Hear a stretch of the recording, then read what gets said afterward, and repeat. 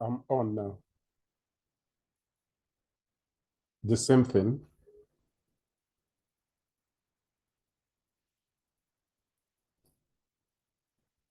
Okay. You're welcome to you're welcome to Loudthotz Poetry Open Reading Season 14, Episode 9. And the theme is Brothers. When we say Season 14, what it means is that we've been doing this for 14 years. We have been reading every Thursday for 14 years. Through the COVID, we came online, we moved on, we never stopped reading for any single day, any single episode for 14 years. And I'm always blown away when I remember that we have done this over a decade, reading every Thursday. That is something I'm always I've been here for 12 years. And you have been here for 12 years. Let's say that. So it's going to be a very long journey. I don't think or wish it could stop. We'll be on our white hairs and walking sticks, and then we'll still be reading poetry. And then newer members will come and everything. But the platform is made for poets to read poems. I usually say it's more of an educational platform than an entertainment platform, because most time the most conspicuous of this poetry thing is the spoken word poetry, where they have a lot of stage and people, say what they need to say, and there's a lot of clapping and everybody's happy. But we feel that this is the foundation that creates real. No, let me not use that word, real. Create poetry so that people understand what they are doing. So we are interested in your use of words. We are interested in how you coined your poem, the structure. Did you spell that wrong? What is it? Did the poem catch us? Did the poem touch our soul? Do we like the sound of it? What is your inspiration? Why are you writing this? And for the past 14 years, we have made better writers, better poets, and we have been recognized nationally because of that. So you are welcome to this platform. So how we do it is this: every second Thursday, you send in your poems to loudthotz@gmail.com. And then we display it for people to see what you wrote. And as you read, we follow you along.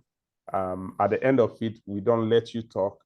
Others will talk about what they think about the poem and what they understand, what they like, what they don't like.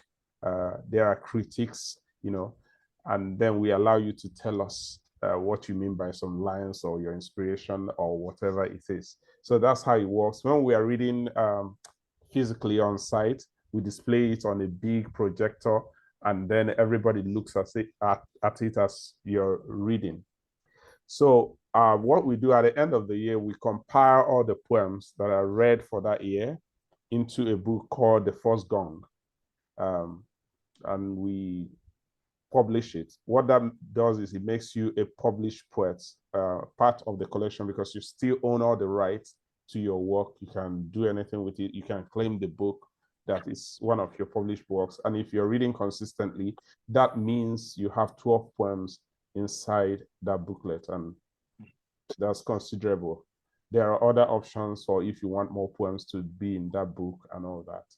So, but that's what we do. By the end of the year, you will have had a published book that has your name as one of the contributors. So it's a platform of fun, of learning. They took light. I'm sure they will bring it back or something. In case you're not seeing my face again. So, but I see your voice.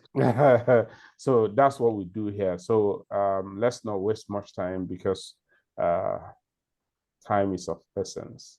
So the first person to read tonight is Mayende Collins. Please read your poem. So if you're in attendance, I want you to listen carefully. I can call you unexpectedly to talk about the poem, what you feel about it, so that you'll be able to talk. Please concentrate and let us get started. So, Collins, please read your poem. All right. Greetings, everyone.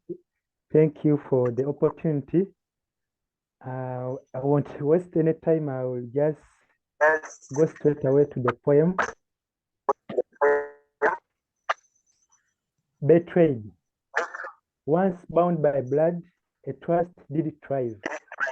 In darkness, a trust was torn apart. A friend deceived. Robbers' greed, a friendship mad. Betrayal's sting, forever scarred. Okay. Please read it Again. again. Slowly, please. Mayende. Betrayed. Once bound by blood, a trust did thrive. In darkness, trust was torn apart. A friend deceived. Robbers' greed, a friendship mad. Betrayal sting, forever scarred. Oh. I like how short it is first, and I like how you need to read between the line or add words to find out what he's saying. So a friend deceived. Well, I was thinking he's talking about two brothers and what happened to them and all that. But I like the way it is written, short, thick, and getting you to think. Well done, Mayende. Dr. Day. Well, Mayende's poems, the recent ones has been right on the platform. I always think of them in terms of pieces of diamonds, like a gem. Pieces of what? Pieces of? Like a diamond, a small diamond. Okay. The bit about the diamond is that a small diamond and a big diamond, they all have the same properties. They're different in just size. They're shimmering, as beautiful, as well cut, as radiating light and reflecting light as any other thing. That's what this poem, for example, reminds me of that sort of thing. Now, because in very short compass, right, it is talking about covenant, the old idea of blood, covenant, talking about brotherhood, talking about friendship, talking about the breach of trust, and all of that stuff. So it's all within this whole brotherhood concept of fraternity, a covenantal relationship that has been marred because somebody had a robber's tendency. Brilliant. I thought it was absolutely brilliant. So the whole huge story in very few words. Yes. A story of betrayal in very few words. Amazing. Richard. Well done, Mayende. Hello, Richard. Can you hear me now? Yeah, we can hear you now. Yeah. So for me, just looking at it, it does, as Dr. Ode says, it does tell a big story of how two people or people have been in unison together through loyalty, but something did happen where it's like one of them decided to play a fast one and it caused them to rip apart that friendship that was strong and bound before, has now been, a knife has separated them. And going on to the second stanza, you can see that he's mentioned greed. So it's somebody has betrayed, which is very common. It can happen even between two business friends. Just because of greed, you can betray your brother. The brother it can be a term used for anything, like brothers in business, brothers at war, brothers of anything. But there again, you can see the betrayal. Now that friendship has been completely messed up because of one's attitude of greed. So very very small poem, but with a very big understanding. A big story, yes. That's right. Well done. Collins. Yes, sir. What do you have to say about your poem? Did this happen to you? Actually, thank you very much for your comments. It's actually the real point. My inspiration for this poem, I don't know how many of you support football here. How many of you follow football? How many of you know Paul Pogba? About who? Who? Paul Pogba. Oh, Paul yeah. Pogba. Pogba, Yeah. yes, Paul. Pogba. Yeah, Yes. last month, there was some news about him that his brother gathered some robbers and they came to extort some money from him. And Ah, Pogba was Wow. talking about how he wished he had no money and fame. Then he would find people who love him for the real who he is. But because of money and fame, his own brother is working against him, getting robbers to come and extort Wow. money to him. So looking at that scenario, I try to come up with the sample which can try to That's talk brilliant. about Pogba trusting his brother. Then his brother has greed and works with okay. robbers coming to extort him. So that's what made me to come up with Yeah. this The piece poem that is deeper all than of you the inspiration. It's It certainly a is. universal story. That's what the point is. Mm. It's a universal story, isn't it? It's a big Where, story. That's good. Yeah. Well done. Well done. where there's greed, there's nothing like Mm. brother or friendship. Yes. Once greed Yes. comes in. Yeah. Well done. Please, let's Good. clap for him.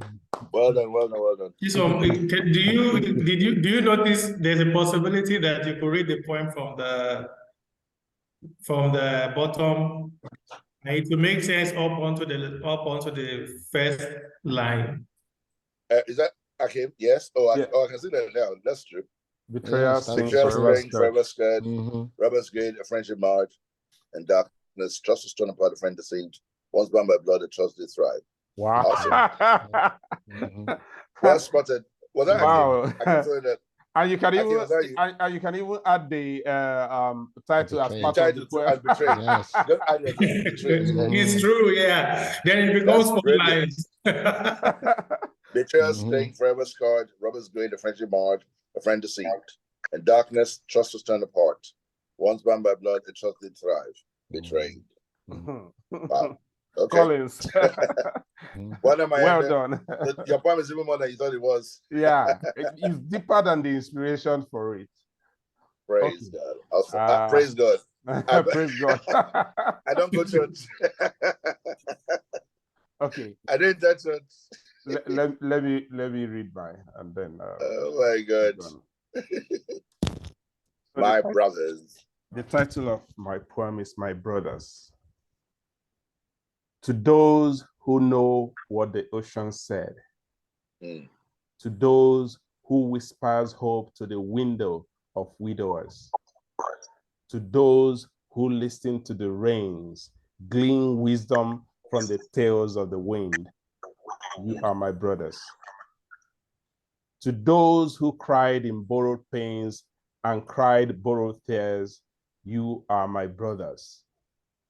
To those who speak the tongues of the soul and cajole lost destinies into the right path, right on the mind, the guide to the streams of happiness. To them and these alone are my brothers. To those whose anger is short like a short breath, like the one you take when your betrothed walks up the aisle, short like a punch, short like a short temper, you are my brothers.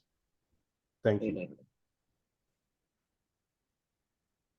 So, Akim. Want to read it again? Okay.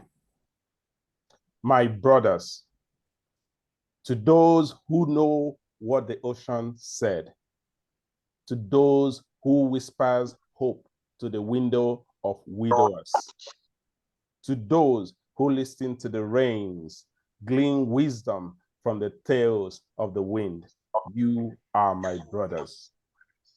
To those who cried in borrowed pains and cried borrowed tears, you are my brothers. To those who speak the tongues of the soul and cajole lost destinies into the right path, right on the mind, the guide to the streams of happiness. To them and these alone are my brothers. To those whose anger is short like a short breath, like the one you take when your betrothed walks up the aisle, short like a punch, short like a short temper. You are my brothers. Brothers. Thank you. So Akeem. Oh, good. I think first of all, it's the scope of the poem that is very amazing to me, that it captures possibly to me all manners of personalities without exclusion. So I think it's just a poem to provide a landscape of human personalities, and then accept that I'm willing to accept everyone for their differences. You see, that is how I interpret it. And I feel it's only a matured mind can, somebody who has a very the depth of the wisdom of the writer is like a show off, because it captures so many people who are like downtrodden. Then it captures people who maybe unaware of their own of some part of their personality that may not be good to other people. But the writer says, well, you are also still my brothers. For example, the people with short temper, I can imagine to those whose anger is short like a short bread, and then short like a punch, short like a short temper. For me, it captures, some of the things you won't like to see in the public space, but anger is only expressed when other people are there, you see. So, but eventually the writer still says, you are still my brother. So I'm just hoping, given the current temperature of the country, I'm hoping maybe this could be also something we also imbibe as Nigerians, for those of us who are Nigerians, that we should be more embracing of different types of opinions, different types of ideologies, religion, faith, and all that. It's a beautiful point. Dr. Day. Yeah. What Akeem has described is inclusivity. You're my brother regardless.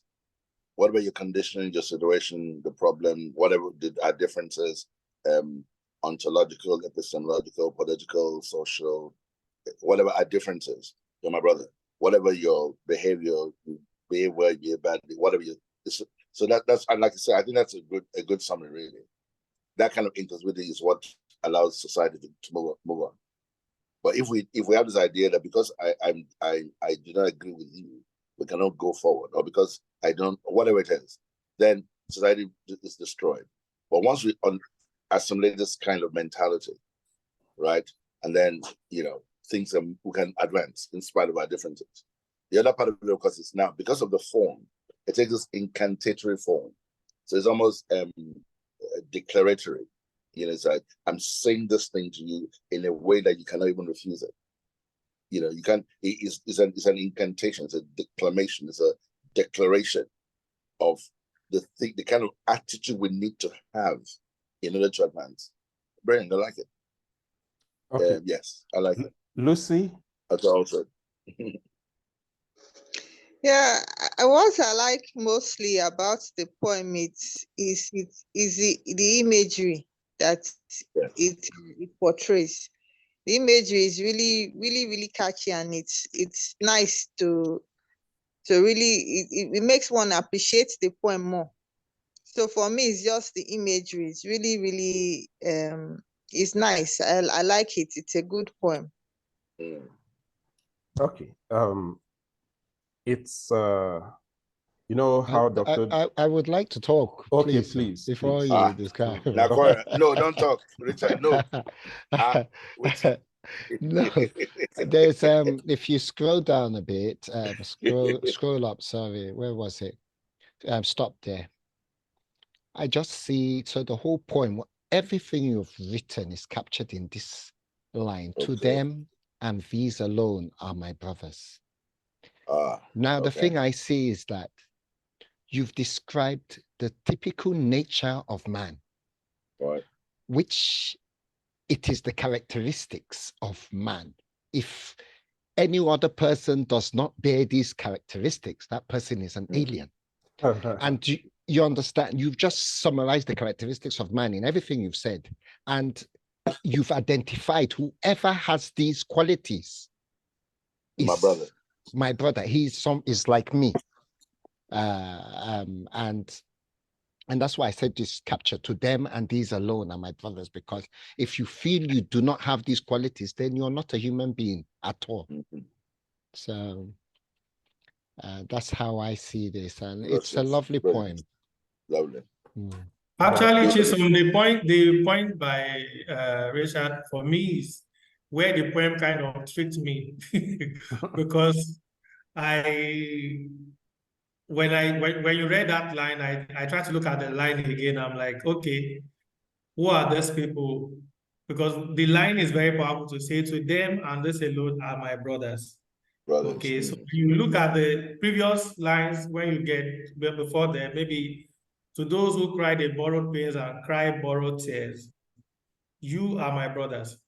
Then the next set of description is to those who speak the tongues of the soul and cajole lost destination into the right path, right on the mind, the guide to the streams of happiness. You see, this is a very positive set of description. And it's like you are moving from people who are mainly basically hypocrites when you, from the previous two lines, you are talking about maybe people who cried in borrowed and cry borrowed tears. To me, that would be a hypocrite, right? And then it talks about people who guide people, to do the right things. So when he says, to them and this alone are my brothers, you could say, okay, yeah, maybe these are these last people. But then the next two lines talks about people who have short temper and impatient, then you start to say, okay, the writer is actually embracing, as Dr. Odose said, inclusivity, the ability of the mind to be able to gaze, to see the forest and not just focus on one tree, and to say this is the whole gamut of what being the human experience, includes positive and negative experiences, positive and negative personalities. I relate this poem to Tyler Perry's birthday post yesterday when he was saying that for every heartbreak, for every pain, for every tears he has cried up to this point of his life, he will not change anything in the experiences that he has had up to now. There is nothing he will change because he is happy with where he is right now. He wouldn't change any of the things that made him cry, any of the heartbreaks he has suffered, So I feel this poem, captures that essence. And the whole gamut of human experience. Yes. It comes to form a whole meaning where you don't just say, I give up. Also about giving up on people, to say, I give up on this person because this is my red line, the point where you should not cross. The poet kinds of gives maybe hope that people could change, That is how I see it. Okay. There's a lot writing on this poem, Chisholm, but yeah, it's all true. No, the powerful language. The thing is that you guys got it up to a point and then missed the last part. You missed the part from to those whose anger is short. You missed what I meant there. Huh? You missed it. Yeah, maybe it's the way I couch the word. That's why I can Rule see. number 1, communication. Don't tell the person they missed it. Find a better way of saying it. Okay. But you have to remember, this is a poem, Chisholm. Everyone can read a different meaning to it. After this analysis, you say we missed it. No. It's not like, yeah, kind of. We didn't I'm miss it. teasing We you, carry on. created Oh, yeah, explain. our own path Oh, you created of your own understanding. Yeah. Now, I what for think you? the fault is kind of mine because I didn't couch it in a way that portrays what I wanted to say. Tell us what you To want to those say. whose anger is short, I mean those who don't get angry quickly. Bros. That's what I meant. But if you interpret it the way you Bros. interpret it is good, that means I'm brilliant. Bros. No, that's what I meant when I wrote that to those whose anger is short, that they are not angry easily. But maybe there's something I tend to say to people in my office when we have issues. I always say that my memory is short. Okay, that's not my anger. My memory is short because I don't want, once we have cleared the air and we've spoken about it, I'm not going to talk about it again tomorrow. You see. So apart from that, apart from that interpretation, you guys got it. I feel that there are exceptional people. There's this guy, Gil something, I forgot, Barron, I can't pronounce that name. He said there are those who do good, not because they want people to think that they are doing good or they are doing it for any accolade. They do it as if they are breathing. So it's kind of where I borrowed that idea to describe the kind of people I would like to bring close to me. Those who cry in borrowed pains is people who feel for others, even as much as the people who have the pains. That's what I meant there. That it's not theirs. They are okay. But when people are in pains, you see them, having that, they carry it on themselves. And the tears they are crying is not for them. It's borrowed tears that they are crying. Tears of somebody else that is in trouble or something. They take it upon themselves. They go the extra mile. They carry the pain as if it's theirs, and they cry those tears. And those are my brothers. I'm describing the people I can call my brothers. And like somebody said, it's not based on ethnicity or on the same bat or the same anything. It's that we agree and things. Yes. Those are my brothers. So thank you. Let's listen to Richard. Well done. Why not Dr. Richard? Read your point, my friend. Read your point, my friend. You're taking a different mode today. That's okay. Well it's in front of inseparable. It's supposed to be an inseparable bond. Oh, sorry, Chisholm. Sir. Chisholm. Sir. There's a second line. Whispers. Your poem. Okay. It's whisper, not whispers. Okay, whisper to those. It's not whispers. Okay. And then that last word is not pronounced. It's pronounced betrothed. Yes, I thought about it. Betrothed. And I went with what I know before. Betrothed. Okay. Thank you, sir. Yes. Okay. Thank you. All right, fine. That's all. Don't need to say that. Richard. Okay. Richard. Okay. Have you corrected it now, Richard? Yes. Okay. An inseparable bond. An inseparable bond, brothers. Yeah. I have dwelt on dreams. Sorry. Somebody's audio is on. No. Issuing. I don't know why. It's your own. Have you got your phone on as well? No. Okay, let me off it. Let me mute. Sorry. Okay. An inseparable bond, brothers. I have dwelt on dreams about one that exists. Friendships so strong now play a gentle twist. In diversity, we see the true creation of a bond, formed on a mindset as if forged from beyond. The alignment of souls transformed in a trial, in unison with a vision of a votarist lifestyle. Spirits bottled buoyantly, bringing benediction, igniting inspirations of individual imaginations. Our convictions consolidated so conveniently, creating a companionship of a steady identity, foiling foundations for future fraternization, understandings on earth, and unbeatable union. Within, we accept each other's imperfections as opponents constrained to different nations. A story composed with no thoughts of an end. The best of all brothers are mostly best friends.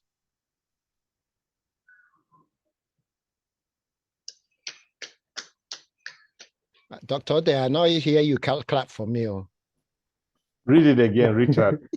You're there on mute now. You put yourself on mute. I want to hear you.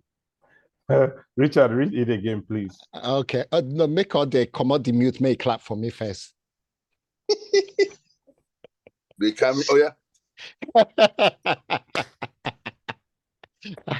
Okay. Okay. Are you happy now? Yes, I'm happy.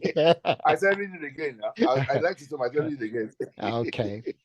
An inseparable bond, brothers. Yes. I have dwelt on dreams about one that exists. Friendships so strong now play a gentle twist. In diversity, we see the true creation of a bond, formed of a mindset as if forged from beyond.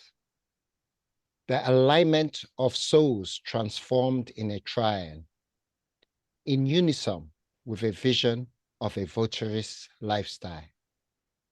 Spirits bottled buoyantly, bringing benediction, igniting inspirations of individual imaginations. Our convictions consolidated so conveniently, creating a companionship of a steady identity, foiling foundations for future fraternization, understandings on earth, and unbeatable union. Within, we accept each other's imperfections as opponents constrained to different nations. A story composed with no thoughts of an end. The best of all brothers are mostly best friends. The best of all brothers are mostly best friends. You're on mute, Ross Chisholm. Lucy. Sir. Talk about this poem. Well, the poem to me sounds philosophical, and it's kind of bringing out something that could spell unity in diversity. To the point, I think you men will understand what he's trying to say much better, because there's a place where he talks about spirits bottled buoyantly, bringing benediction. I think this reminds me of our forefathers whenever they want to kind of bring the youth or men together, they will want to come and pour libation together, drink together, and things like that. So I feel it's really a nice poem talking about the best that brotherhood in terms of friendship, true friendship can bring. Okay. Kemi. Hello, Kemi.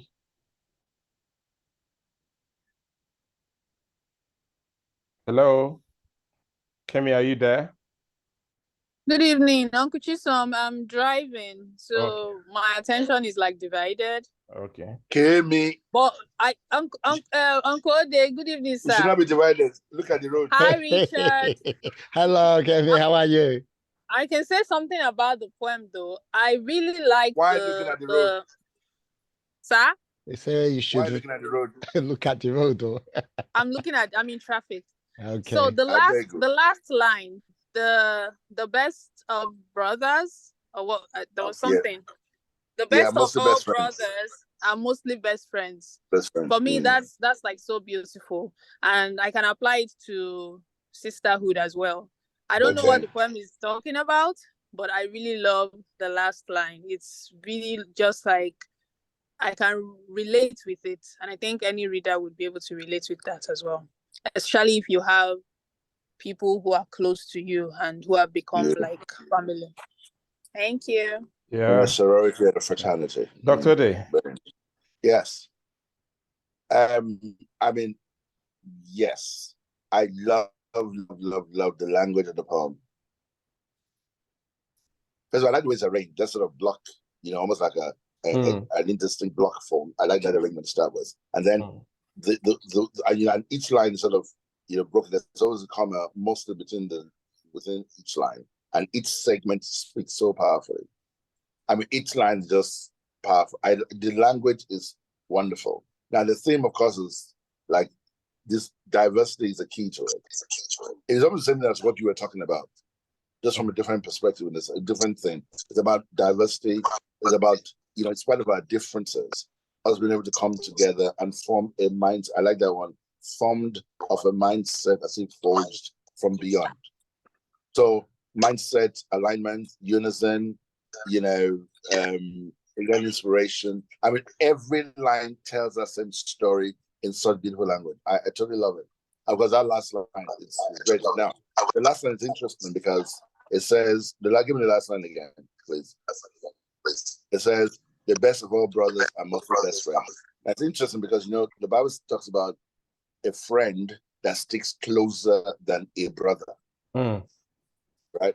If there's a friend that sticks closer than a brother, right? Greater love of no man than this, a man laid down his life for his friend. That sort of thing. So in a sense, what the person really is that actually friendship transcends brotherhood. Now, we're talking about brother in terms of natural, biological. Yes, but there's a friendship that transcends that kind of brotherhood. But this sort of has the same idea from a different perspective now, that actually, even in brotherhood, to have a proper fraternity, right? There's also the possibility of best friendship. I think it's beautiful. Very well composed, very well written. In fact, that word, I like the word, very well, very composed. It's a very composed poem. It's a dignified poem. It's like everything's put Collins. Collins. Right. Hello, Collins. Yes. Yes, please. Yes, please. Yeah, talk about the poem, please. What I like about this poem is the positivity. Right from the onset, I see the poem is talking about positive, like a kind of a positive mindset. Like that line, in diversity, we see the true question of a bound. That even if people are different, even if maybe I imagine that these people are from, maybe this is a rich and a poor person, maybe this is there's some kind of positivity that, like, trying to talk about positive things regardless of how different we are, or regardless of the situation that we face in our diversity or in our diverse situations. We still have to have a positive mindset. And also that line talking about fueling foundations. Where is it down there? It's down. There. Yeah, fueling foundations for future fraternization. So it is like trying to say that there is something good coming, despite the diversity we have right now. There's something positive coming. We should have hope for the future. So that's how I see this poem in my own view. Okay. Richard. Chisholm. Yep. Please, even after this, can I read? I need to run off. I have a meeting on right now. Okay. Can I read after this, please? Okay. I'll come back. It's a brief meeting, but I'll be back. But I just want to read before I go. Okay. Lucy. Is that okay? Please, can I check something? What? The rhyme scheme of the poem is also very, very unique. We have double rhyme schemes all through the poem. The first two next two lines just like that until the end of the poem. So it's also an added plus for the poem. What did you call it again? What the rhyme scheme? A double rhyme scheme. She Double said double rhyme rhyme scheme. scheme. Okay. Yeah, Okay. that's what she said. No, Lucy's our technical expert. I was going to have a technical knowledge. So, Richard, before you explain, can you tell me what votarist is? Votaries, nuns, monks that come together for common, common good. Say that again. Say that again. Votaries, the votary, a group of nuns or a group of monks. Okay. That come together for good. That's just yeah. Okay. So just give us a little explanation of the poem. Okay. First of all, Chisom, I wanted to say something before he explains. Quickly, Akin, quickly, yeah. Okay. I wanted to mention some things that people don't really acknowledge when they have. I believe the poem talks about friendships that have become so strong. They are sometimes seen to be stronger than some of the bonds we will share with our own blood brothers. That's how I interpret the poem. But I want to mention something, a line here, just stay where you are. Okay. You say, formed of a mindset as if forged from beyond. I think this is a very powerful line from the poem, which talks about with something that is not usually acknowledged by human beings, that we all benefit from friendships that, we did not create those friendships. God gave those friends to us. So, but people, maybe they can find a wife today, a girlfriend tomorrow, a boyfriend there and there, and praise the person to high heavens and all that. And I think this poem is taking the road less taken by acknowledging friendships, that have really people. The poet may have benefited from the friendship in a way that maybe he has not been able to do with other human relationships that the poet has been able to form. So I didn't see that until you pointed it out. Although the poem is loaded. Forged from beyond. Brilliant. Yeah. Yes. Okay, Richard, please. Okay. Every line is loaded with stuff. Before I start, let me just say, Dr. Ode, you've never praised me like this before. Is it because you are planning to come and you don't want me to say bye-bye before you even... I see human beings. You see human beings. I see human beings, Dr. Ode. Human beings, human nations. Then also again, none of you pointed out something in the poem, the use of the alliterations. I used so many alliterations in the poem, and no one mentioned that. I thought someone would say that. I knew it. I wanted to say it. I forgot. Okay. So don't worry, Richard. I was so caught up with the beauty of the poem, I forgot. There's two people that made me the thought of two people that made me write this poem.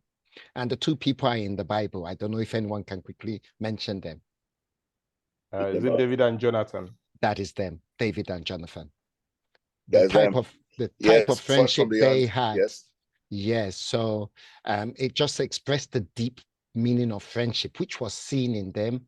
It's in the poem I just talked about, the true bond formed by the individuals, by both of them. The way they embraced each other. They didn't look at anything, Saul wanted to kill David, but the love that they had for each other, it was, in spite of the imperfections, talking about the parents, they still shared a common vision. They had one mindset. There was so much strength in their connection that, as even though they were not brothers from the same mother, same father, but it was better than that of brothers. They were best friends, as they would have laid down their life for each other. So that's what I just saw before I wrote this poem. Okay. And you're right, the illustrations are fantastic. I like fantastic. See where I Fueling noticed it. This is foundation for where I future noticed it. fertilization. No. Creating every line actually, not even I'm telling you. Fueling foundations for future something was it future understanding on fueling foundations for future fertilization understandings on earth and unbeatable union. This, if you hear it only without reading it, you think he's saying on earth as in ON, then space EARTH. Understand is the way you pronounce it earth. now. If you say on earth, it's on earth. You don't say on earth. On earth. So it's on earth. On earth. Understanding on earth and unbeatable union. It sounds the same to me. It sounds the same to me. If I heard you say that without looking at this, okay, pronounce on earth and on earth. On earth, open up. He opens up an unbeatable union. Yes, I know what that means. Yeah, but I'm saying the way it sounded to me. If you listen now, listen. Okay. On earth. On earth. One is on earth. This is on earth. I can say there's no difference. No.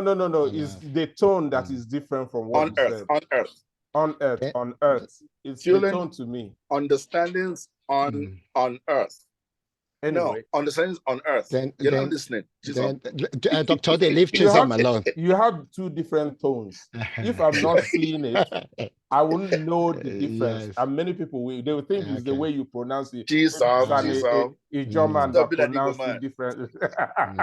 Then my first stanza, the first 4 lines, and the last stanza, the last 4 lines, I brought them in a simple way. Then the second stanza and the first, that's when I now brought a lot of alliterations and upped the grammar. And then the last stanza, I went back as I started the first. I like the shape, like all they said. Okay, let's listen to Dr. Ode, please, before he runs. All right. Before I run off, I'm going to run off. But to your comments. until you come back. We've passed it. It's done. You passed it just now. No. What's your comments till I come back? Oh, sorry. That's it. All right. That's it. Yes. All right. Brothers. They were not the brothers in the Game of Thrones, the sons of fortune, though they were sons of fortune. Not brothers in a river runs through it, a classic which I've not quite seen the point of. Much like Finnegan's Wake or Ulysses, where only the last page makes any sense to me. Not brothers like Sonny, Fredo, and Michael or the Corleones, nor Tom and Sid or the Sawyers. They somewhat resonated with the biblical Cain and Abel, reprising Archer's Cain and Abel.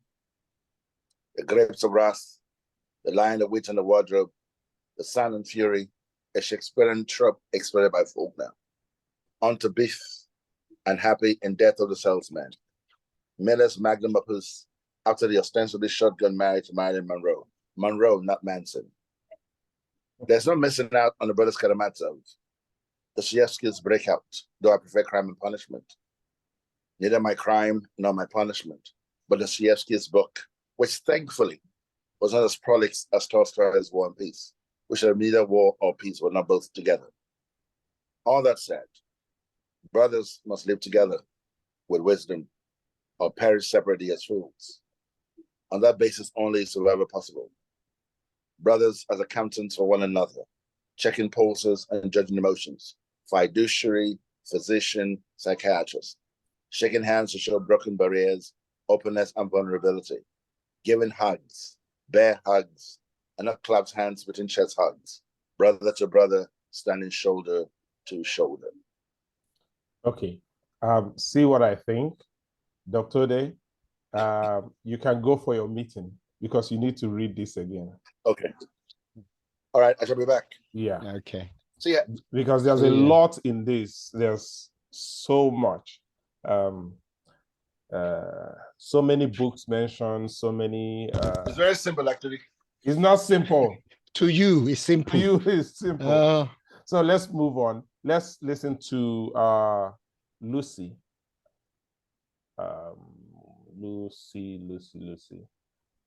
Lucy. Kemi, are you still driving? Yeah, this Lucy. Yes, Uncle Chisom, I'm still driving. Are you stuck in traffic? When will you be able to read? Can you read from the car? Depends on the speed. Right now, the traffic I'm in is moving. Okay. Can somebody read it for her? Are you happy if someone else reads it for you? No, I want to read it myself. This particular one. I want to read it myself. Okay, let's keep reading. Maybe you read last. Keep reading. I should be home before you're done. I don't know how many participants are available today. We have like 2 more poems, and then only. Yes. Yeah. Okay, and just keep at it. Okay. I can read last. Okay. Lucy. Okay. Okay.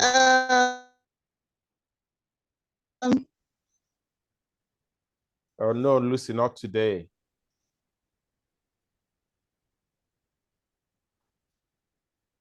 Lucy, we can't hear you.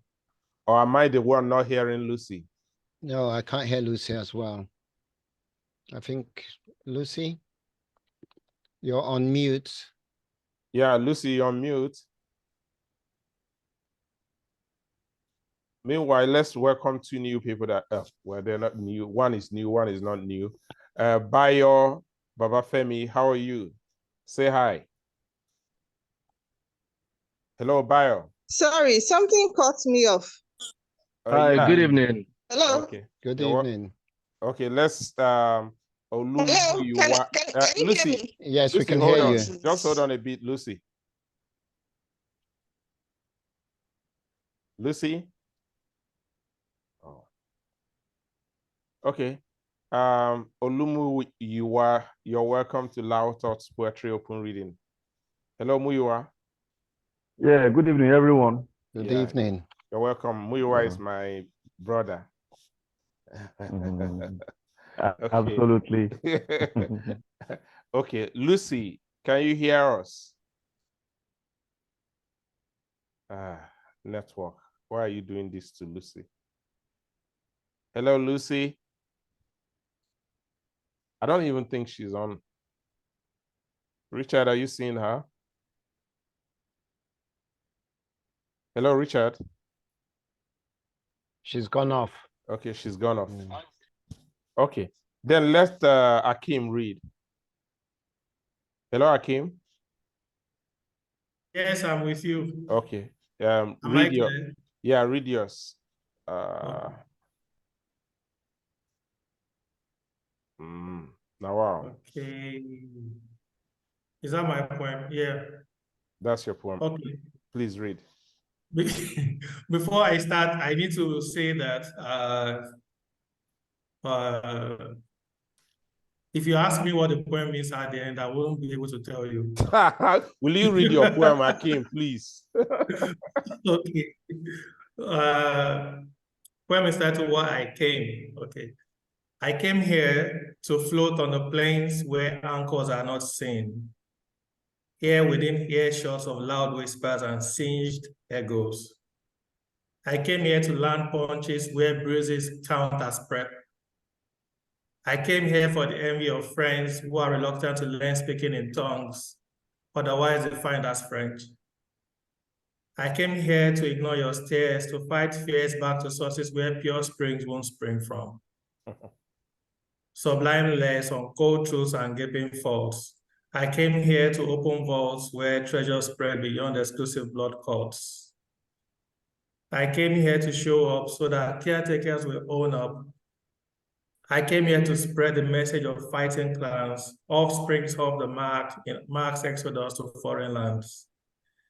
We will be third abroad and second at home, since number one seems an exclusive preserve of foreigners.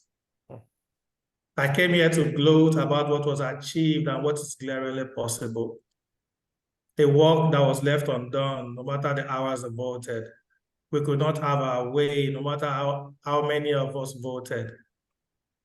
I came here to let the brothers know, cool is a gang until we reveal the cotton soul. A towel should not drip before it cleans. We cannot say the soil is soiled if the land is green.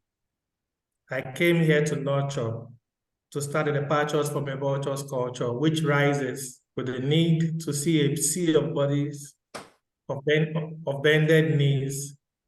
I don't want to be friends with towers that won't bend. I won't be keen to be keen with them if our values do not blend. If honor is not met with true colors, where to our shock and horror, the hands which we labor to pick up, stand up erect to kick off the game of slangs where bearing fangs volunteer to carry the weight of fanning flames of hate in stark reverse of what and how you should be repaid. Now, like you said, Akim, I don't know what to say. There are so many things in this poem that you should read it again. Okay. Read slower and then let's savor every line. I came here to float on the plains where anchors are not seen. Here within earshot of loud whispers and singed egos. I came here to land punches where bruises count as prep. I came here for the envy of friends who are reluctant to learn speaking in tongues, otherwise defined as French. I came here to ignore your stares, to fight fears back to sources where pure springs won't spring from. Sublime less on cold truths and gaping faults. I came here to open vaults where treasures spread beyond exclusive blood cults. I came here to show up so that caretakers will own up. I came here to spread the message of fighting clans, offsprings of the mark in Mark's exodus to foreign lands. We will be third abroad and second at home, since number one seems an exclusive preserve of foreigners. I came here to gloat about what was achieved and what is glaringly possible. A work that was left undone, no matter the hours devoted. We could not have our way, no matter how many of us voted. I came here to let the brothers know cool is the gang until we reveal the cotton soul. A towel should not drip before it cleans. We cannot say the soil is soiled if the land is green. I came here to nurture, to start the departures from a vulture's culture, which rises with the need to see a sea of bodies on bended knees. I don't want to be friends with towers that won't bend. I won't be keen to be kin with them if our values do not blend. If honor is not met with true colors, where to our shock and horror, the hands which we labor to pick up, stand up erect to kick off the game of slangs, where bearing fangs volunteer to carry the weight of fanning flames of hate in stark reverse of what and how it should be repaid.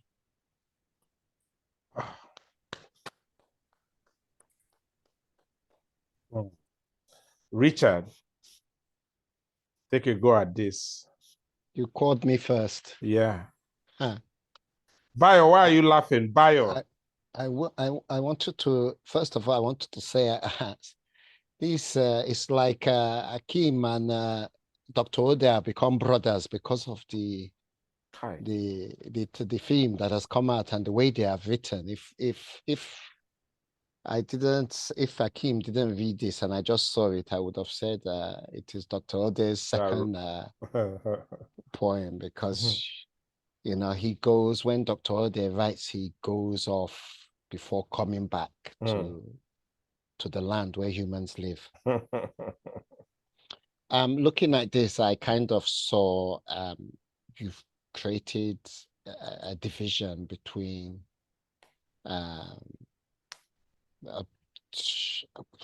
there are those who are on top, there are those who should be but are not. They have been made, they have been moved out of their right place.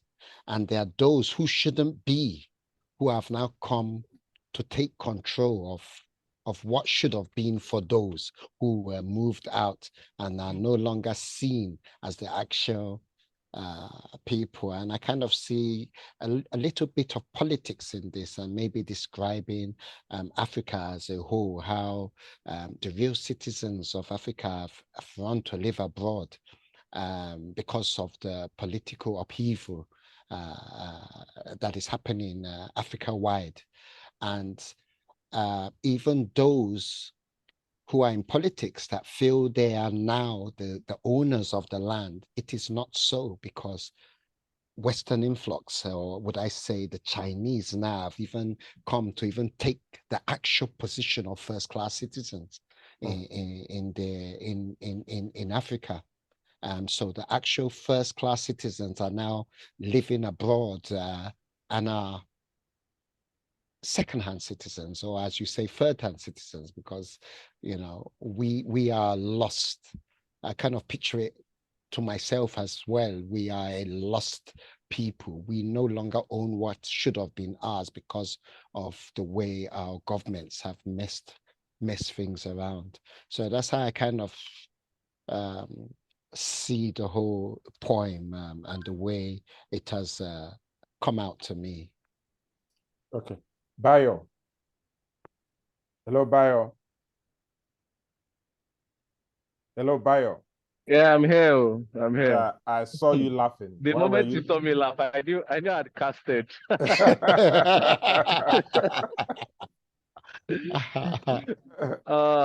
Like after Akim finished, I was just hoping I wasn't going to be called next. So the moment you called somebody else, I just had to laugh. Unfortunately, my video was on. So yeah, when he finished reading, I fully understood what he meant by, if you ask him at the end, he wouldn't be able to say, because while listening to it, it was quite difficult to state what it was about. But firstly, like what's something I've read before, when you don't understand the poem, sometimes just enjoy the other aspects of it, like the use of words, the poetic elements and all that, and using lines like something about a plane, floating on a plane that has no anchors. And yeah, that was a beautiful poem, no doubt. I like the use of words. But so to talk about what it's about, I think it's basically a person just talking about himself. As an individual, there are aspects of you that are concerned that some of your brothers are going abroad. And at the same time, you feel like you didn't have a say during the election. And at the same time, you're just speaking about yourself ultimately. So I think the author is talking about, or the poet rather, is talking about himself. Basically, talking about punching at the air, pretty much that's punching at nothing. And yeah, and I think it's something that, and I like the way it ended, talking about how there's still some form of hope. And that's how I see it. And I can't wait for him to tell us what it's about. Thank you. The part of the poem that punched me most is this line, we will be third abroad and second at home, since number one seems an exclusive preserve of foreigners. So I was discussing with somebody today, something close to this, that at home, you're not treated as the son of the soil. Something is there. There's a clan, like Richard said, that is above you, that gets all the things. They are always in government. They are eating fat on the land. So you're number two. And foreigners come into your land and they are still number one, Chinese, any then when you go abroad, you're third. Because there are their own number ones, and then the foreigners themselves, and then you are number three. You have never been a number one. It's the thing hit me very hard. But this is typical of Akim. He packs so many things into his poem that each line on itself, or each two lines, tell a different story. That's like sewing the same thing together, but with different colors. So he's talking about, in my opinion, he's talking about a particular thing of not being there or doing things for others to see and all that, and who is really a brother. So I like the poem, like Bayo said, the way the poem is arranged, the use of words, is very, very, very good. So Lola, did you hear? You weren't here when it was read. Kemi, did you hear when he read? Hello, Kemi. Hello, Kemi. All right, I'm back. Yeah, you're back. Uncle Chisom. Did you hear when he read? Yes, and first of all, Akin, welcome. I think this is the first time I'm hearing you read after all these years. Secondly, your reading is so much better now, so great one. Your poems have evolved in a certain way, but this particular poem is, I think, shorter than your usual poems. So it's a bit easier to grab. I can see, I love a lot of lines. I'm driving, so I can't really like start calling them out one by one, but I really like the fact that he has taken a very, very serious endemic issue, you know, like the Japa syndrome, and put it into this poem, and the whole elections that happened this year and all of that disappointment, and just really what's been going on in the country, not just with this year, but like how, you know, there are vagabonds in power, and we, the middle class, just feel it's better to take off and leave everything, and we'll rather go abroad and, you know, do the menial jobs or whatever to be able to translate some of that money to a good living for ourselves. So it's sad, you know, and saying that I think it was the first line of that poem. Why I came here, right? So it's like, for me, it's like he has this omniscience that's what's the word now? Just that look from above kind of thing. Like he's removed himself from the situation, trying to like he's like a third person thing, like, okay, I can see everything that's going on, so let me tell you what's going on. I've come here to tell you that this is what is happening. Kind of like, not a prophet. He's not predicting what's going to happen, but it's happened already, and he's just trying to tell you one by one that, okay, I've come to tell you that this has happened. You are now a third-class citizen in your own country, and even if you go abroad, you are not a first-class citizen. But first-class citizen is for somebody that is a foreigner. And the sad, it's very, very sad and humbling. You know, it's something that you need to reflect on, the fact that we actually respect the foreigners.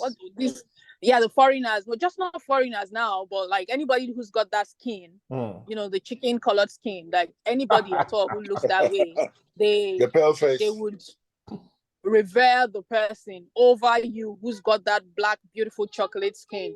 Like they would even prefer to abuse you over, you know, instead of like respecting you and giving you all the accolades for keeping your skin and staying in your country and loving your country. Like, it's, for me, it's really on the Japa level, it's like a deeper level of like, so I'm here and I'm saying I love my country, but I'm also acknowledging the fact that it's painful for me. It's like an abusive relationship. Like I told someone yesterday, I'm here, this country is beating me down and I'm not leaving because I love my country. And it's very, very tough to be a Nigerian. Because even for those who have left, in fact, Akim should have put a level of fourth-class citizenry, because even when you're out of the country, your people are still here, so you're connected. So it's even harder because you're there and you can do nothing for them. Yeah, you're welcome. You can't do anything. You're going through something and all you can do is send money or whatever. So it's a deeper level of like fourth class, because you're still connected to the country through the people that are here, but even through your heart. Your heart is tied to this country, whether you like it or not. No matter where you go, you are part of the country. No matter where you go, whatever news you get, you are waiting to hear. When the elections were going on, those in diaspora were the ones that were panicking. So it's the country. So Akim is here to say, this is sad. This is the reality, and it's a crippling one. So that's my take on the poem. Thank you so much, Hakim.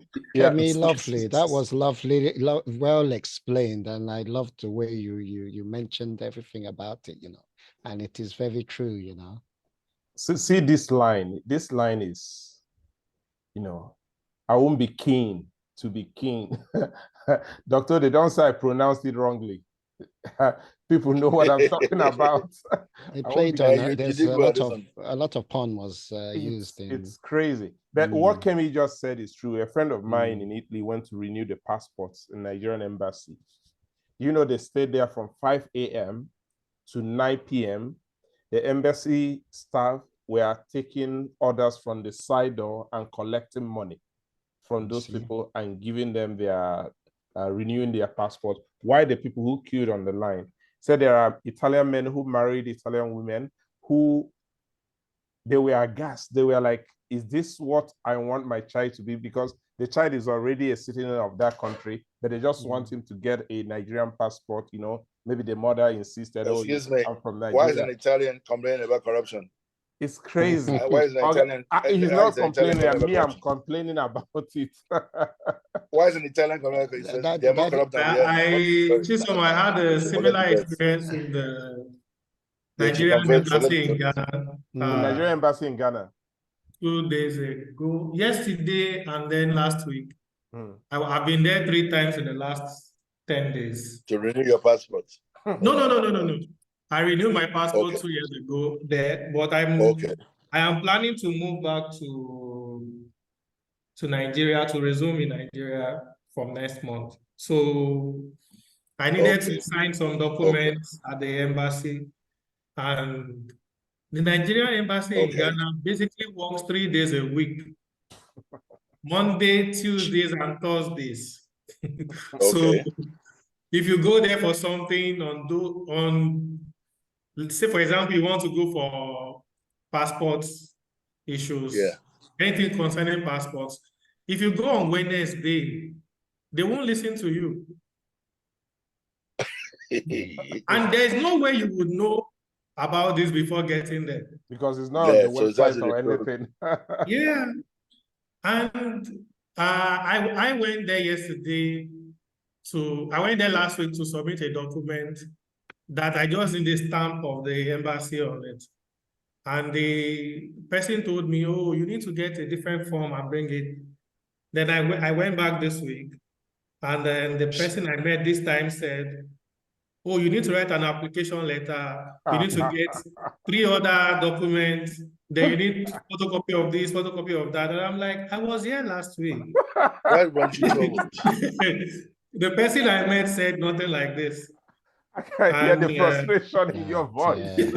So I had to go back. Then I went back again yesterday, you know, to drop all those things. And they told me, oh, you can go, we'll call you when it is ready. And I have to be telling them, look, I only have to the end of the month in this country. So I need whatever help you can do for me. And when I asked them, oh, I want to do something regarding my national identity number, similar issue, they told me, oh, we only do that on Mondays, Tuesdays, and Thursdays. Then Akim is okay. Akim is okay. That's why I don't bother using the British passport. Anytime I'm coming, I just go and apply for visa to come to Nigeria. It's easier that way. Excuse me, why you're visa to Nigeria? Yes, it's a visa. You doubt me? You doubt me? We disown you. I'm telling you. Oh my God. Look, we're not giving you our passport again. Let me show you. This is my passport here. You see visa? I have to get visa to come to Nigeria. That's my visa. We don't, pages. Don't come. Sorry. Because if I go for a Nigerian passport, it will take me, if I'm not careful, it will take me more than 6 months to go and get it. So I just don't bother anymore. You are very correct. It's disgraceful. Oh my God. You know what Chisom said is key, right? In terms of you go there, in the case of somebody who has a new child, and I met somebody like that yesterday, and the person is out of Accra, doesn't stay in Accra, wants to get a passport for a new baby, came with a wife and the mother of the wife. The baby. And they kept asking them, how are we supposed to know from where they came from that you don't do this on Wednesdays? Deal with it. It's really bad. It's I really can talk bad. about your poem. Let's move on, please. We are running out of time. He's summarizing the poem for us now. It's not about this poem now. Okay. Okay. So first of all, they don't take too long. We just started. Yes, I won't take too long. But to be honest with you, I like all the details and the comprehensiveness of everything Kemi said. This poem, until I sent it to you, until a few minutes out before I sent it to you, I can't even remember that I wrote it. I was looking for something to send to you, Chisom, when you asked me, I must send something. I sent this. But I remember why. I remember the scenario because given the time, at the time I wrote it, I'd done a lot of travel within West Africa. And I remember all the issues I had during the travel because my job has to do with dealing with our import partners in different countries. And in a lot of situations, you have people who don't want to, fellow Africans who don't want to work with you because somehow people tend to feel we Nigerians come with some superiority complex. I don't know. So maybe we get too overconfident. I think that's something I'm not going to check at this age that I've gotten to. So you tend to get people. You tend to get people who just get defensive and they oppose the things you say. Basically, but if it's an Asian or a European that's saying something less intelligent, they are willing to obey, they are willing to comply. And that is my current role here, the work I'm doing, is something the company normally say they reserve for expatriates. And when we say expatriates, it means people who are usually from Asia. The white person. I work for an Asian company. Your 30 seconds is up. And it tends to be that because I'm doing it, I get a lot of, that's why I put, my first line is the only personal part of the poem though, which is I came here to float on the plains where anchors are not seen, because my strategy in doing my work basically is not to take the glory for anything I do, just let others take the glory for the things I do. I'm comfortable with that. As you know, I tried to put so many things in one poem, as you said, Chisom. So try to talk about different other issues we have. The Japa syndrome, I don't know. This year alone, I know 18 people personally who have left Nigeria. And it's at the time I wrote this was last year. I was already worried about it. And you can imagine my situation that I've missed my nephews and I'm coming back to live in Nigeria for the first time in 5 years. And my brother tells me he's going to be moving to the UK before I come back. So you're on your own. So the part of the youth I'm expecting to get, I won't get it. You know, so I just feel like it is hard for me to share this at this time. Also, given the emotions that I myself am going through, you know, with the country, with a personal situation as well. Hakeem, we have to go. Dr. Day. Yes, sir. You need to read your poem and then talk to us before Kemi reads. It's only 7 p.m. in Ghana. It's 13 minutes after 8 here. We have done like an hour plus. So let Dr. Day read, and then we see if Kemi is free to read ours. Okay, she's still driving. Okay. Yeah. All right. This is yours. Yeah. Ready? Yes, please. Brothers.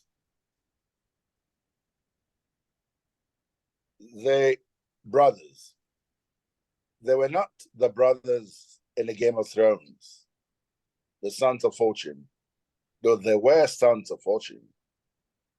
Not brothers in A River Runs Through It, a classic which I've not quite seen the point of. Much like Finnegan's Wake or Ulysses, where only the last page makes any sense to me.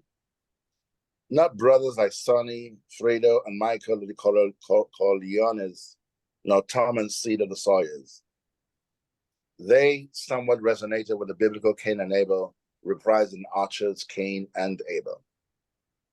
The grapes of wrath, the lion, the witch, and the wardrobe, the sound and fury, a Shakespearean trope exploited by Faulkner. On to Biff and Happy in Death of a Salesman. Miller's magnum opus after the ostensibly shotgun marriage to Marilyn Monroe. Monroe, not Manson. There is no missing out on the Brothers Karamazov. Dostoevsky's Breakout, though I prefer Crime and Punishment. Neither my crime nor my punishment, but Dostoevsky's book, which thankfully wasn't as prolix as Tolstoy's War and Peace. We shall be either war or peace, but not both together.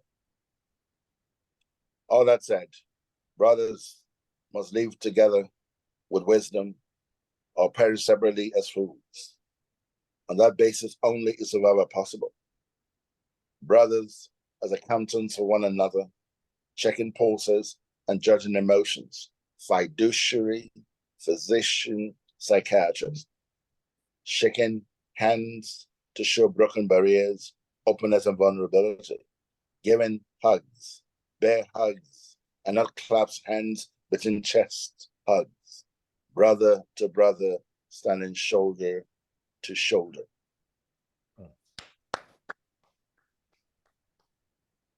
Okay, Richard. Huh. Why me again? First It's your time. brother. It's your brother. Hi. Your brother. Oh. Oh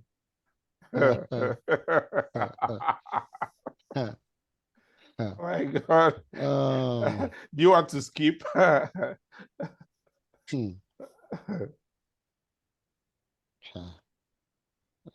Dr. Ode, I told you when he writes, he doesn't want us to go home with sanity. I still see where, in summary, his words do express unity, reconciliation in brotherhood. There's quite a lot of conflict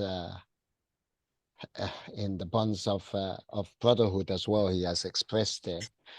He's used a lot of other novels being written by others to express, you know, a type of enduring, I don't know how to say, but that enduring relationship of brotherhood. There again, there's where he talked about the shaking hands. I think that's something to suggest maybe the role of peacemaking and healing from any kind of thing that has really gone sour. And that's something that you see in siblings. There's always that making up after you know, things have gone wrong. And in summary, we are brothers regardless of any circumstance that you know, befits us, or that's, you know, we go through. So I think that's what I can pick from this and still stay and still behave as if I'm not meant to. Dr. Day's poem, as usual, are fantastic, to say the least. But the use of my type of poetry in this poem is more than usual. I like this. They play on words, saying the same words repeatedly, but saying it in such a way that they are different, but they are the same words. It's not as if it's rhyming to rhyme. It's the way the words are used to mean so many things, and it rhymed and it's still together. So this first stanza is the second best for me, but there's other stanza that was good, that I liked much, is this giving hugs bear hugs, not clap hands between chest hugs. You know, I just imagine it. It's something that you can imagine. It's something that happens when somebody you're not that close to come and wants to, you people will shake and the hand will still be together and between the chest and the way. Doctor, I don't know whether there should be a dash. Yeah, I don't know. There should be. I think. Yeah, there should be. There should be. There should be there should be, yes. Yes. There should so be. I love it. Then I like the references to books, to the Godfather. Immediately I saw Sonny, Fredo, and Michael. Before even seeing the Corleones, I knew it was the Godfather that he was talking about. But this one was direct Game of Thrones. Even though the way he wrote it with a small letter G and T, I'm thinking maybe it means another thing, but it's fantastic poem. There's a lot of things I would like him to explain. There's this word I saw, prolix. I don't know what that is. Okay. I'm sure he will talk about it when he talks about this poem. Akeem. So, Chisom, I wanted to... Sorry, before you talk, if you want to talk, you can always wave or say you want to talk, and then you can talk, please. I don't have to call you by name. Continue, Akeem. I wanted to ask a question, just as a reference to how Dr. Ode writes his poems. And if you contrast that to how Kemi or Erio will write poems. And you also want to expand that to how Sunest writes. Because Sunest writes really, really good poems. Is there a possibility where we could be talking of different categories within poetry where you could say, this is like the hip-hop of poetry? Or this is the jazz of poetry, rhythm and soul or rhythm and blues of poetry. I don't know, because when you look at how Erio or Kemi would attack this poem, if they are to write it in their own way, they will do it in a very feminine, very softer way of doing it, right? But Dr. Ode is always like this heavy metals infused with a lot of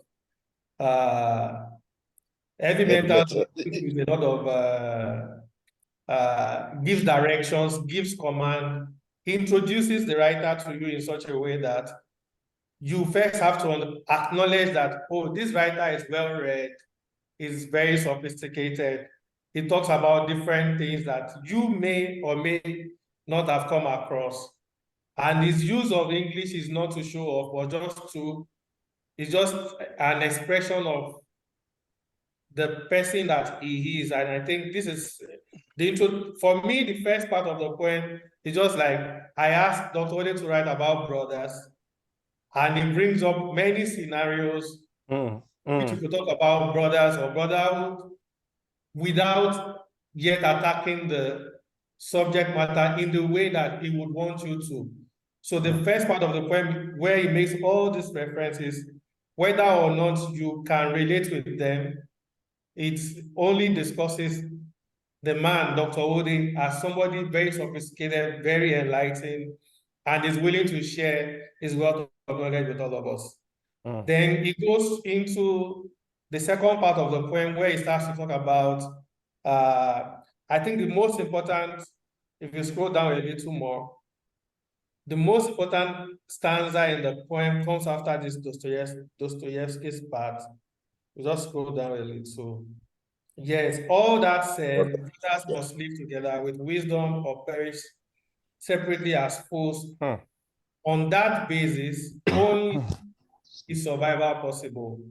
So basically, this is when he starts to talk about brothers, the subject matter, the way he wants, or what he wants us to take out of the poem, if we choose not to be enlightened by all the things. Akeem, you're a bad person. Say we choose not to be enlightened. What do you mean by that? Well, I'm telling you, this is a poem for all classes of intellect. So, but I like how he ends the poem, brother to brother, standing shoulder to shoulder. These are, snippets, words that, other poets can just pick and get inspiration from. And for me, I would like to learn how to write like Kemi writes. And I also like to learn how to write like Dr. Ode writes. And it's just like it's good to be back, to experience all of this. We miss you anyway. Yeah, thank you, Dr. Ololade, you have been here and you're quiet, and it is not fair. You'll be fined 20,000 naira. It's unusual. Ololade. Sorry, there's chaos in my background. That's why. And I haven't seen her in a long time. She's always come and visit me since. She's not a big woman. You need to show your face, so we have not seen you. She showed her face just now, briefly. There's no light. National grid is down. Do you want to talk about this poem? I'm just enjoying it in the meantime. I think I would read to digest it more when it's been uploaded. Okay. Bayo. To ask questions. Bayo, say something. I know you have been listening. Bayo. I do what is there, Bayo. No, Baba Femi. Bayo, Baba Femi. Oh, okay. Okay, now Bayo, I can see you. Stop hiding. Talk. Oh no, I'm not hiding. Unfortunately, I didn't hear it the second time. Okay. So I know I listened the first time, and I remember he spoke about everything. I mean, he mentioned a couple of our favorite books and our favorite movies, the Corleones. And I remember, yes, it was good then, and I was really looking forward to hearing the second one, but unfortunately, I was engaged then. My name is Dr. Ode, so... Okay, Dr. Ode, I know it was a fantastic poem. I want to call I'm just enjoying listening to everybody. I want to call this name. Correct me. Dostoevsky. Did I get? You're not for Dostoevsky. You don't like Russian names. You spell it out. Okay. Dostoevsky. Okay, Dostoevsky. And yes. This is Karamazov. Karamazov. Karamazov. You put a T before to say. You swear like Karamazov. Karamazov. Okay. Okay, talk to us. And the book is the Brothers Karamazov. Okay, that's the name of the book. Sorry, hold on, Dr. Ode. Kemi. Hello, okay. Kemi. Yeah, I'm home. Okay. After Dr. Ode finishes speaking, then you read yours. Yes, okay? I'm home, sir. I'm home. Yeah, okay. Yeah, I just wanted to give you a heads up. Great, okay. All right, Dr. Ode, please. All right. Like Akim said, the poem is in two parts. So the first part, essentially, the first part is built around a collection of classic books that I read. I read these books over the years. Now, please mention them. Mention the books here, Dr. Ode. So, for instance, the Game of Thrones. You know, the Game of Thrones is a collection of books. Yes, Song of Fire. It's not the movie. I'm talking about the movie. And all that. Yeah. Song of Fire. Yes, it's not the movie. So then, Sons of Fortune is a book by Jeffrey Archer. Okay. A River Runs Through It is a book by Norman MacLean. Okay. Finnegan's Wake and Ulysses is a book by James Joyce. Okay. And then The Godfather, I didn't watch the movie, I read the book first, actually. Okay. So there's a book. Then Tom and Seed of Tom Sawyer. Who is the author of Godfather? Sorry. Mario Puzo. Mario Puzo, yes. Mario Puzo, yes. Then Tom Sawyer. Tom and Seed of Tom Sawyer. Yes, Tom Sawyer. Because then, of course, it's Jeffrey Archer's Cain and Abel. Grapes of Wrath by Steinbeck, John Steinbeck, Nobel Prize winner. The Lion, the Witch, and the Wardrobe by C.S. Lewis. Okay. The Sun and Fury by Faulkner, on a Nobel Prize winner. Beef and Happy by Miller, was a playwright. He also married to Marilyn Monroe at one time. Oh, really? Yes. Now, you remember that Monroe, not Manson. You remember Marilyn Manson? Yeah. Yes. Okay. Then, of course, there's no missing out on the Brothers Karamazov, Dostoevsky. Dostoevsky and Tolstoy are the main Russian writers. And Crime and Punishment is also by Dostoevsky. Okay. And then War and Peace is by Leo Tolstoy.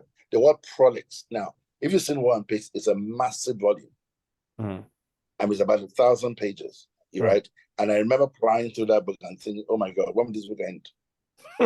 So, so that's why I said prolix means there's so many words in it, so full. I mean, there's so much in it, right?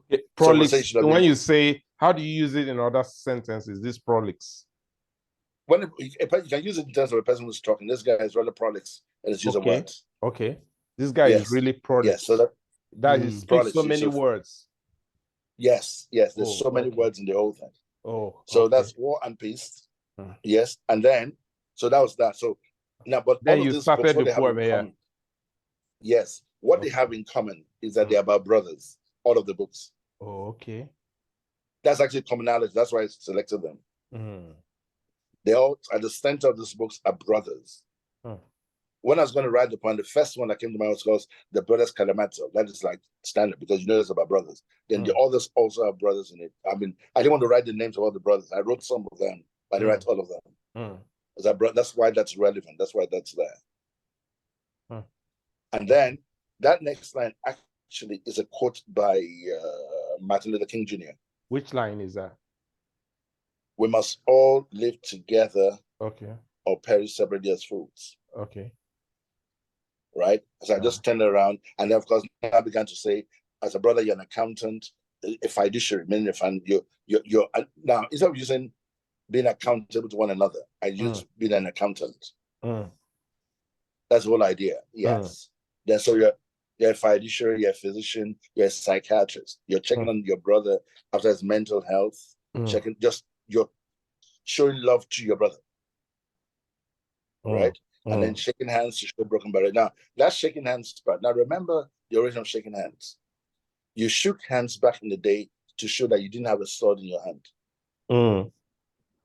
That's why most people now, I notice that, you know, most people shake hands, it's just in Africa, we don't do that, but in the West, they shake with their left hand. Why? That's a sword hand. Okay. That's because when you want to pull out your sword, you pull out your sword like that. So you shake hands, so you don't have a sword in your hand. Okay. That's the origin of shaking of hands. Yes. To show broken barriers, no barriers, to show openness, to show vulnerability. Then giving hugs. And I said bear hugs. You know what a bear hug is? Yeah. I wrap my hand around you, you wrap your hand around me. But like this one that we do where my hand is between, our hands are between our chests. I hate that. I mean, I particularly hate that. I can't stand it. Because it's a body language. What it's saying to me is that, okay, here's the limit. But when you give a bear hug, that's a real sign of fraternity. So this is really a poem about fraternity. Kim is going to write a poem about sorority, about sisters. But it's a poem about fraternity. You know, and brother to brother stand shoulder to shoulder. That's it really. That's essentially what that is. Thank you. Thank you. Thank you for the I hope you all education. I'll be encouraged to read those books. Thank you for your lecture, Dr. Thank you for the lecture. So, Kemi, are you here? That's the last poem for the night, and then we go. Kemi. I'm here. Oh, good. Okay, yeah. We can't wait. Okay, I think that's it. Yes. Yeah. Okay. Where's the poem? Where's the poem? Is it up? Yeah. That's the poem. Okay. Can I start? Please. Okay.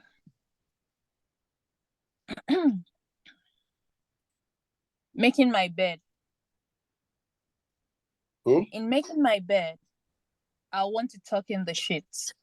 Okay. But I'm too jaded to be so perfect all the time. As a participant in the assembly of citizens, I observe as sojourners like me trudge on, seeking the elixir of life. An illusion. Or does it only seem so because our blindfolds are on and we can't see tomorrow? Vanity calls out to me and it holds no joy. I'm not moved by the pleasures of this world, and yet the pleasures are pleasing. Please Lift this burden of goodness that I wear like a cloak. It is heavy and my path is filled with thorns. My brothers in arms understand. We'll walk a bloody road, and our destination, known but unknown. My songs are hallelujah and hosanna. While I'll praise him with the whole of my being, the imperfection of my essence never fails to ask questions. Those which my spirit answer with confidence, alas, the spirit will always be willing and the flesh weak. If temptations do not take me now, then maybe I will have a step in paradise. I'll make my bed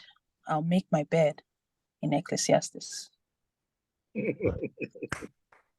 Okay. Once more time.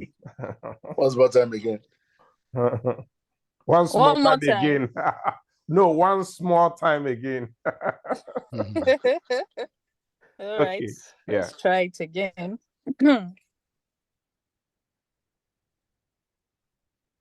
Making my bed.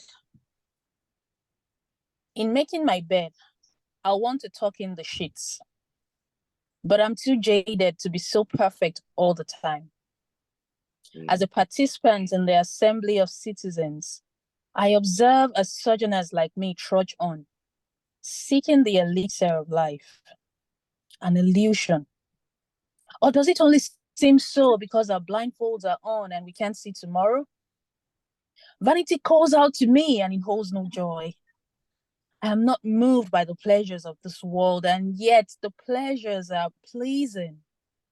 Please lift this burden of goodness that I wear like a cloak. It is heavy and my path is filled with thorns. My brothers in arms understand. We walk a bloody road and our destination, known but unknown. My songs are hallelujah and hosanna. While I'll praise him with the whole of my being, the imperfection of my essence never fails to ask questions, those which my spirit answer with confidence. Alas, the spirit will always be willing and the flesh weak. If temptations do not take me now, then maybe I will have a step in paradise. I'll make my bed in Ecclesiastes. Please, let's clap for her. Richard, you're not the first. It's going to be Akim. Akim. If temptations take you, you will not. Kemi. Lolade, you say you want to talk. Yes. If temptations take you, is that Lolade? Don't mind the noise in my background. Okay. Yeah, talk, Lolade. I so much love this poem. It is a metaphorical poem, in my opinion, and it's mixed with spirituality and so much more. The lines that personalize vanity calls out to me. That line is so perfect. Vanity calls out to me and it holds no joy. And then it goes on to say, I'm not moved by the pleasures of this world, and yet the pleasures are pleasing. Please, wow. Pleasures are pleasing. Please lift this burden of goodness. My goodness, I had goosebumps. Although I was unable to merge the first part. There are no stanzas, but the first part I was unable to marry the spiritual part to the initial part. I just felt like it was somebody going through their different journey in life, their different paths. I don't know, but the part that talks about God I was finding it difficult to merge it with the other parts. But this is such, my goodness, Kemi, this is such a different poem. It's so good. Yeah, it's different. Well Dr. Ode. Yes. Well, actually, from the first line to the last, there's complete congruence because it's actually an ecclesiastic poem, if you like. Because now here's the thing. It ends by saying the last part, just taking the last part of it. Okay. Not the beginning, the last part. The last part of it, the last few lines. Okay, yeah. Now it says, if temptations do not take me now, then maybe I'll have a step in paradise. Now here's the deal. If temptations take you, you said they're not going to end up in paradise, you certainly be making your bed in Ecclesiastes. That's exactly what you're saying.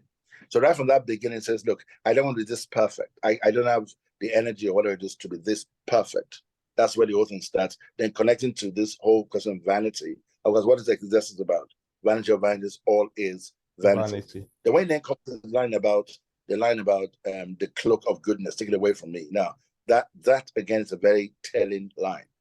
But remember, using the theme of Ecclesiastes, the Koheleth, who wrote Ecclesiastes, who at that time in his life, he was jaded. He was backslidden. His heart was, and so we're very far from God. Right? So that's where we're speaking from. It wasn't speaking from the heart of a person who was vibrant in love with God. It's speaking from a person who has seen everything, done everything, just tired of everything. Right? And so it now says this burden of goodness. Now, goodness can only be a burden when there's no congruence between your spirit, soul, and your body.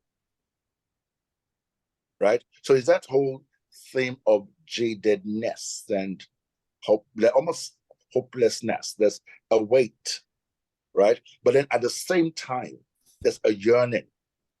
So this is not a completely lost cause. There's a yearning for this thing. So that's why I ends up by saying, look, if temptation doesn't get me, then I can get to paradise. Okay, but if it gets me, I got to make my bed in Ecclesiastes. But I think it's a very deeply reflective poem. It's not the chemist's usually romantic. It's a dark, very dark poem, but very beautifully woven together. The pictures, the image, and of course, if you understand the whole Ecclesiastes thing, that makes it a lot easier for you to flow with the poem. Oh, okay. I didn't get that Ecclesiastics part, but it is what it is. Until Kemi explained. Richard, your turn, please. It just be like say Chisholm. Now my name they switch you for mouth. He'll have called you first now. He called me. He said it. Now. He said it but he called me and said that he's not calling me first.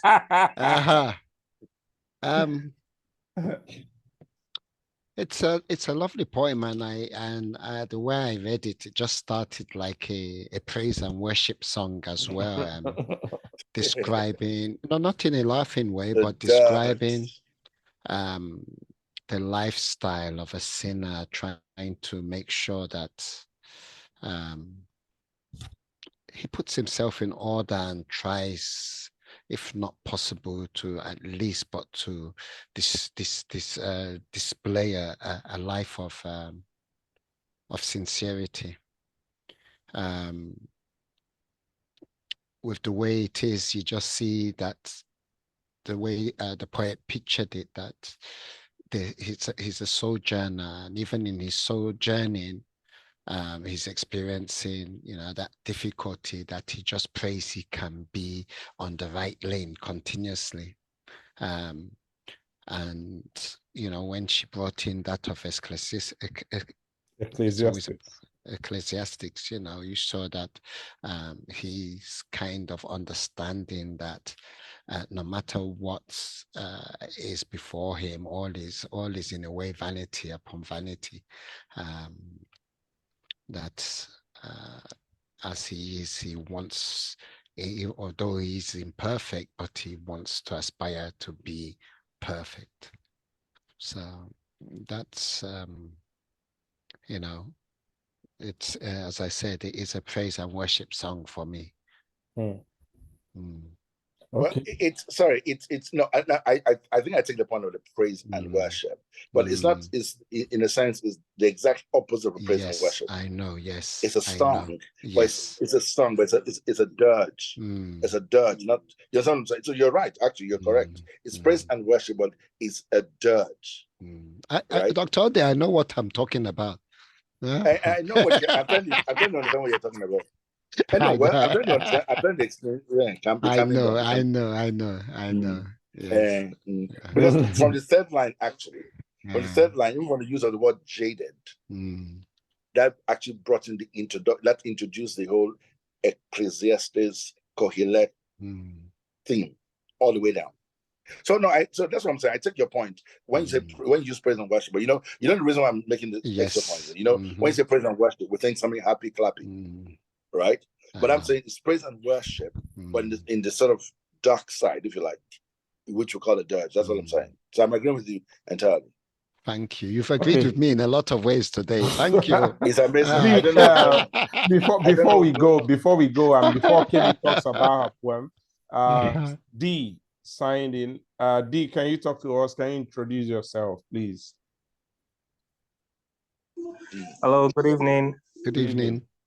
Well, my name is Michael. Picture. Let's see your face, please. Oh, sorry. Michael, let's see your face, please. Let me get Thank somewhere. you. Yeah, I want to see your face, Michael. Okay. Are you putting makeup? Okay. Good. Okay, that's better.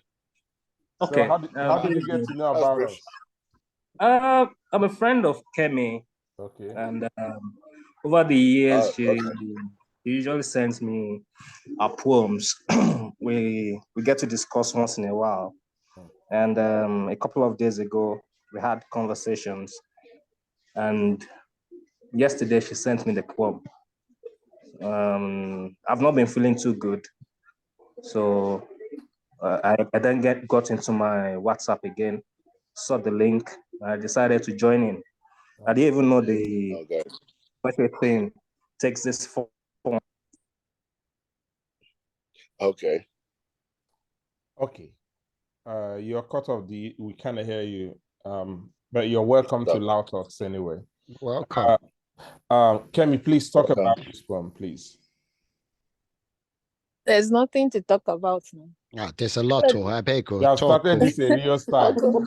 Uncle Ode just he just did the perfect thing by helping me talk about it in a very clear way, with all the intelligence and the history that he has, just really beautifully well enunciated.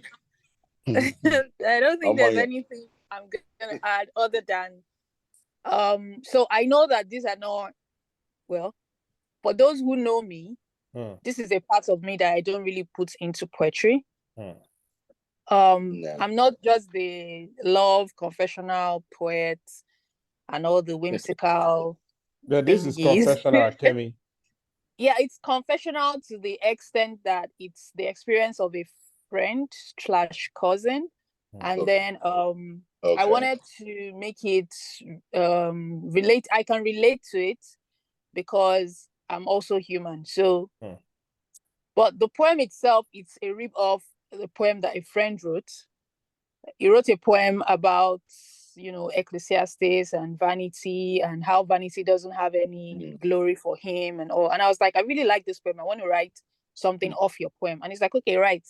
And I don't know how the poem kind of took off and started to make a lot of sense to me, even from the point of view of a friend who had spoken to me about how she was having a struggle with understanding why some things happen and all of that. And so just that struggle between wanting to be a good person / life is sweet / vanity is calling, but that's not who you want to be. Then vis-a-vis, you love God. And it's just, it's kind of like that struggle, and it's not like Uncle Ode said, the person is not lost. Like, it's not a done thing. Like, it's not like the person wants to just say, well, I'm not doing again. Right. It's more like, in this moment, I'm feeling this type of way and I want to tell you about it.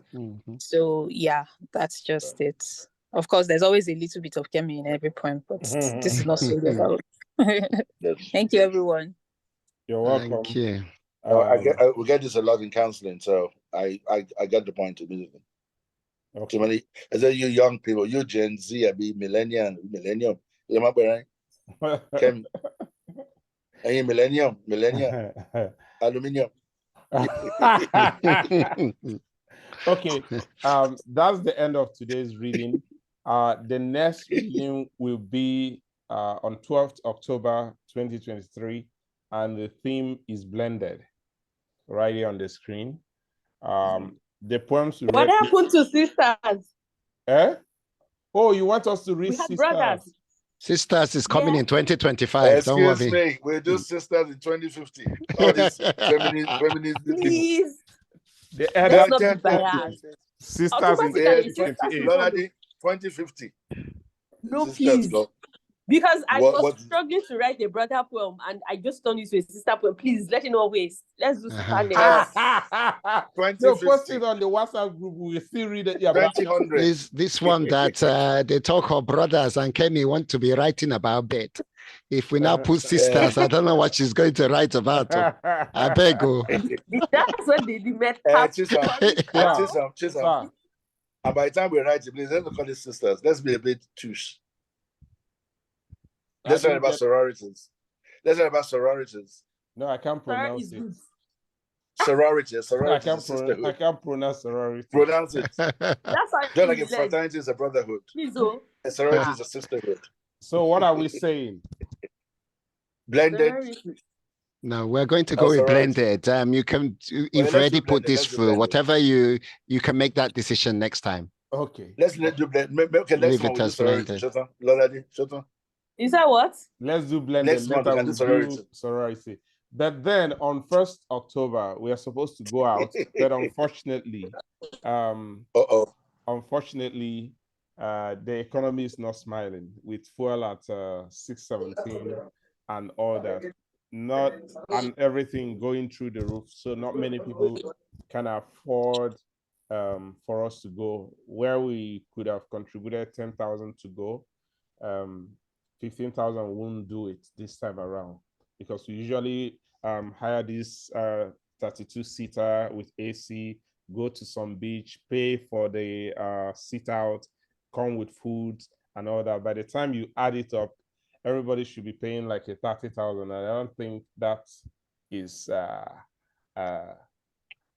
possible at this moment. So can we do it differently then? So that's what I'm going to. Let me make a suggestion, then you can maybe it's what I'm thinking about. So what happens is that before the COVID and before we started reading online, we read on site at Orange Academy. So we are thinking that we read at the academy this time around for October 1st. Of course, October 1st is a Sunday, and we can't read on that day because people will be in church and all that. So we are going to read on the 2nd, which is a public holiday, and a Monday at Orange Academy. We just contributed a little for the diesel and just for food and stuff. Lots of food and drinks. Lots of food and drinks. Spend the whole day there, have a seminar with Dr. Ode, reading our poems, playing games, and hang out there to cut down the cost. Maybe we start preparing properly, knowing the economic realities on ground, so that in 2025, everybody will be kind of ready. That's my suggestion, because at the background, I and Ario and a couple of other people have been trying to make things work. We wanted to go to the last place we used, and we wanted to go to the railway in Yaba. We wanted to go to a beach in Lekki. By the time we did the calculations, it was out of this world, and we don't think now that we are stepping into this reality of a fuel subsidy removal, we should burden people with it. And most of our people also are younger people who may not be able to afford it very easily. So that's what we're going to do. We try to. Sorry, you know that my brother's place was too far. I use this hotel, but it's far. That's it. Where is this hotel? It's Nakute, where I did my birthday. Some of them. Okay, yeah. So it's far. So if not, that'll have been a venue for. But Orange is great. Yeah. So on October 1st, we are going to do the reading. Have a full day. Come early. Have a full day. Eat, drink, laugh. Have fun, and then put it online so that people who can join us can also join us online. So thank you for. Yeah, I think it works. I think it works. Lola, what do you think? I think it works. Yeah, Orange is fine. Orange Academy is fine. Okay. So why do you have Balabu? You just get with your round face. What? So, so what I would do is we put up a poster, we put up the venue, we put up the account to pay to, so that we can get a people to just, you know, have a good day. And it's been long we've met physically. It's been so long we meet physically, so it's going to be fun. As always, I will support towards it. Thank you. It's a pity I cannot make it, but hopefully one of these days I will make sure I visit Nigeria. Oh, we will jump back to meet in London. Okay. All right. You guys have a great night. Thank you for being on the reading. Good night. Dr. Ode, I'm going to sleep well today. I will be dreaming of all these praises you praised me today, because I doubt if it will happen again. You're fantabulous. It comes once in a lifetime. Once in a lifetime or once in a blue.